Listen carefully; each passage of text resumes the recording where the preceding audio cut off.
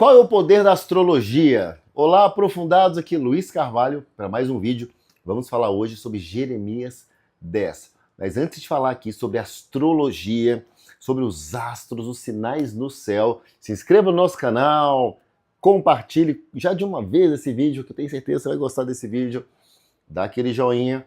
Tem o nosso 5am todos os dias de manhã. Aqui está o link para você participar das salas, para você conhecer pessoas novas, pessoas de Deus. Nada melhor, gente, do que andar com pessoas de Deus.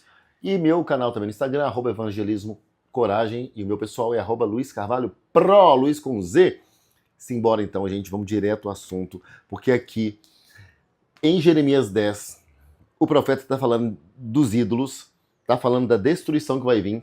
E no final, nós vamos falar sobre uma oração muito especial e peculiar que o profeta Jeremias fez. A gente começa então no versículo 2, que está assim: Assim diz o Senhor, não aprendam as práticas das nações, nem se assustem com os sinais no céu, embora as nações se assustem com eles.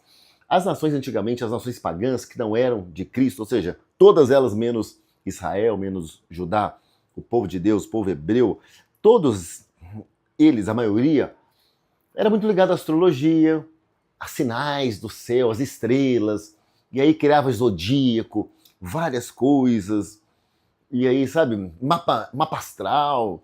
O Egito, por exemplo, traz um conhecimento muito vasto nesse sentido. Muitas coisas de Egito aí, quando você fala olho de Horus, muita coisa.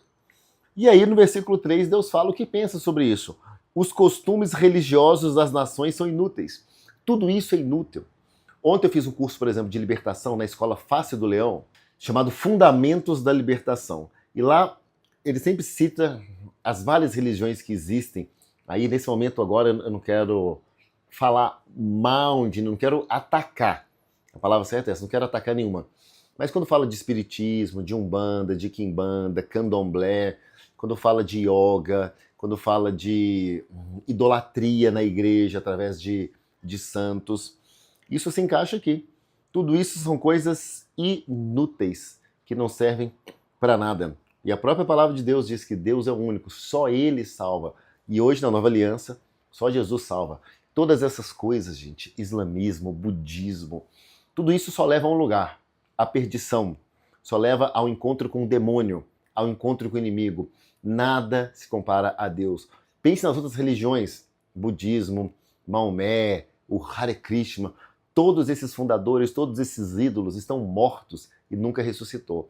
Não, a única religião que tem o seu criador, a sua inspiração, com um túmulo vazio, é o cristianismo.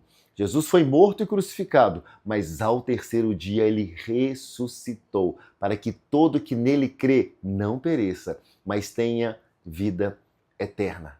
Então o túmulo de Jesus está vazio. Ele ressuscitou. Então nós somos diferentes, sim.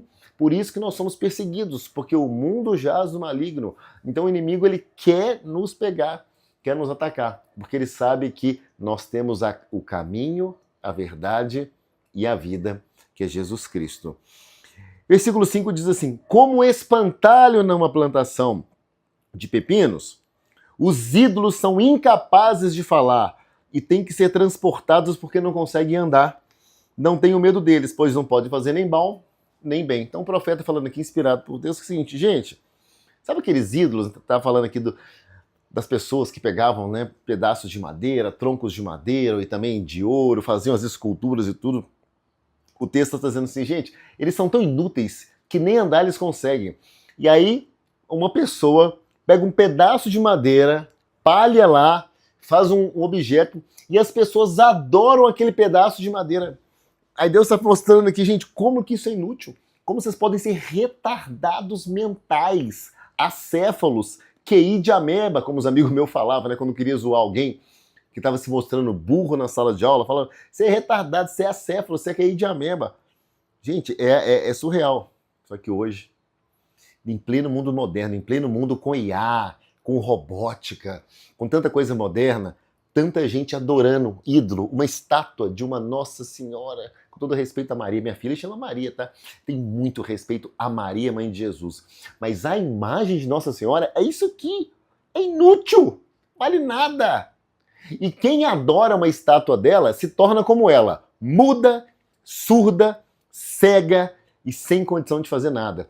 Quanto mais você adora uma estátua, e ontem no curso ela falou, Deus não gosta dessas coisas, Deus não gosta de imagem de nada. Se você tem imagens na sua casa, destrua imagens, estátuas, Deus não se agrada, é uma coisa que ele não gosta, entendeu? Ele não se agrada, e aquilo traz coisa ruim. Manda embora, joga no lixo, quebra tudo. E aí, versículo 10 diz assim, mas o Senhor é o Deus verdadeiro. Ele é. Então existe uma nota de $100 verdadeira. Quantas notas falsas você está aceitando na sua vida? Quantas notas falsas nós já aceitamos, né? Mas quando a gente conhece a nota verdadeira, ninguém consegue nos enganar. Sabe como uma pessoa se torna especialista em notas falsas? Tendo muita intimidade com uma nota verdadeira.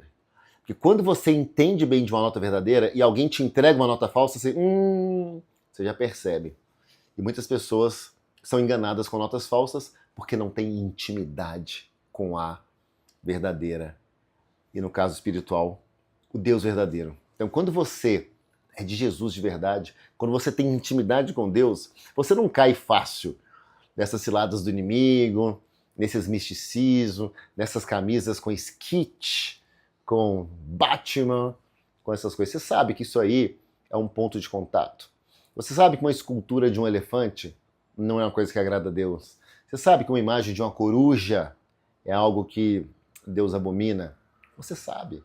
Você sabe que rezar uma Ave Maria é algo que é uma apostasia. Você sabe, porque você tem intimidade. O Espírito Santo começa a te incomodar com isso. Versículo 10 diz, mas o Senhor é o Deus verdadeiro, Ele é o Deus vivo, o Rei eterno. Quando Ele se ira, a terra treme. As nações não podem suportar o seu furor. Então Ele é único. E Ele entregou o seu Filho único para que quem nele crê não pereça, mas tenha vida eterna. E finalmente vamos encerrar aqui com a oração de Jeremias, versículo 23, que diz, eu sei, Senhor, que não está nas mãos do homem o seu futuro, não compete ao homem dirigir os seus passos. Corrige-me, Senhor, mas somente com justiça, não com ira, para que eu não me reduzas a nada. Então ele conhece Deus. Jeremias tem intimidade com Deus. Olha o poder de quem tem intimidade. Ele sabe tanto que ele fala assim, ó, não está na mão do homem nada, ou seja, não está na mão do homem, não está na mão do ídolo. Ele sabe que essas coisas não têm valor nenhum, nem homem, nem ídolos. E ele sabe que a ira de Deus, por isso que ele fala, Senhor, me corrige, mas corrige com justiça, não com ira.